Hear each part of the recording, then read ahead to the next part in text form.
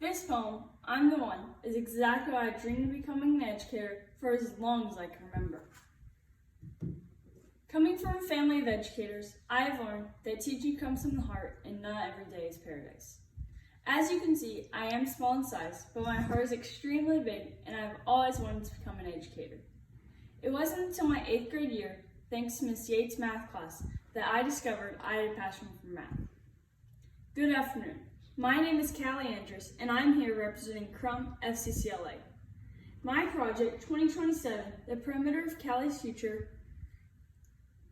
explores my dream of becoming an educator, assesses my strengths and weaknesses as a person, and has allowed me to gain insight from an educator's perspective, and in addition, teach a 5th grade math lesson on perimeters.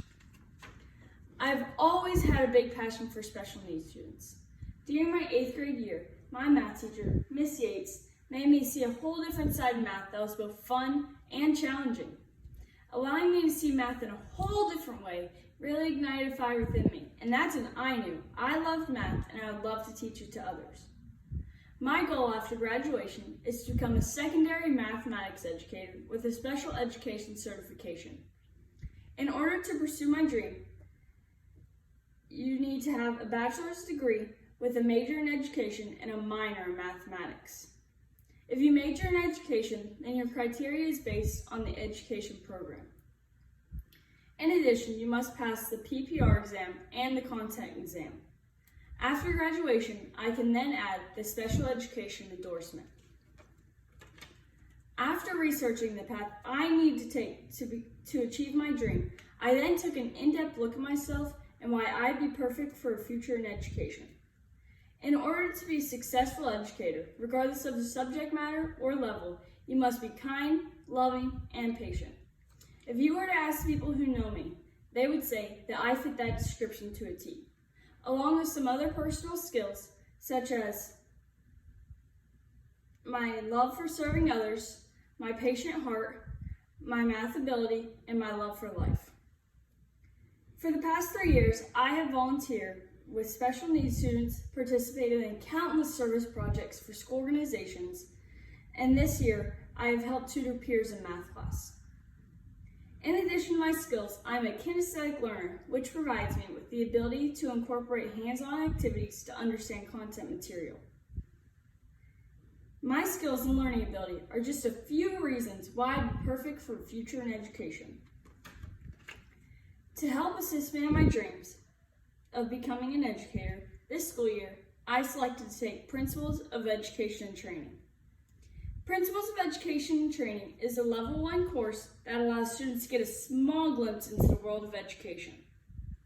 This course has allowed me to gain additional knowledge about the educational systems and take an in-depth look of developmental theories and how different learners grow throughout each school year. This course has also provided the insight into special programs that are offered within the education system, such as gifted and talented, special education, career and technology, and the bilingual program. Since it's the first year Crum High School has offered a course in education, my teacher, Ms. Salazar, has partnered with Dodd Elementary and has incorporated observations throughout each school year and to help promote this course on campus. This partnership allows me to observe every 3 weeks for 40 minutes in Ms. Mo's 5th grade math class. During my time in the classroom, I assist Ms. Mo with math centers or help struggling students with prior content. During my observation, I'm also able to watch and observe Ms. Mo on her classroom management, lesson delivery, and relationship between each student. After each observation, we are required to write a reflection on our time spent in the required classroom. Mrs. Mo has a very bright, vibrant classroom that is welcoming to all of her students.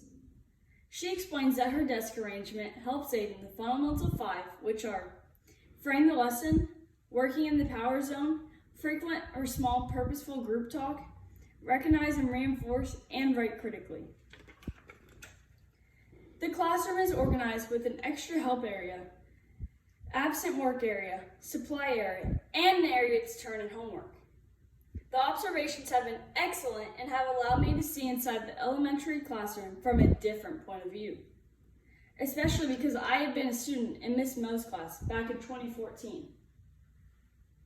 I recently found out that Crum High School has added instructional practices to the course schedule for next year so I can continue to grow my educator dreams. Miss Mo has done an outstanding job communicating with me about professionalism and constantly evaluate myself. She stresses that as an educator, we constantly seek out professional development that will enhance our ability and increase student achievement. In addition, she says, never be afraid to ask questions. Any and all questions are important, and you must ask questions to build your toolbox. While shadowing Miss Mo's 5th grade math class, I was given the opportunity to teach a lesson on perimeters.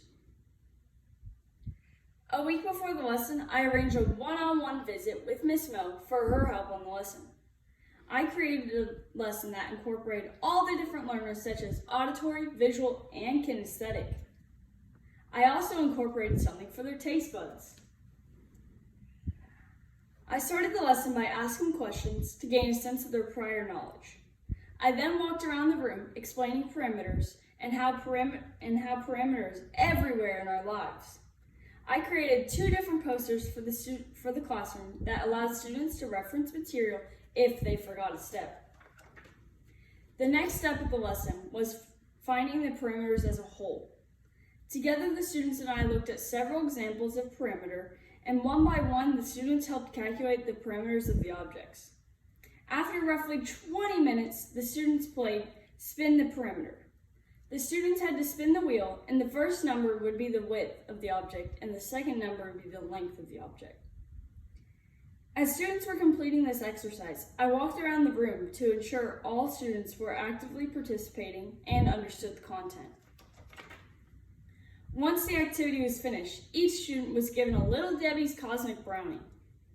In order to eat the brownie, students had to calculate the perimeter to seek approval to make sure their calculations were correct.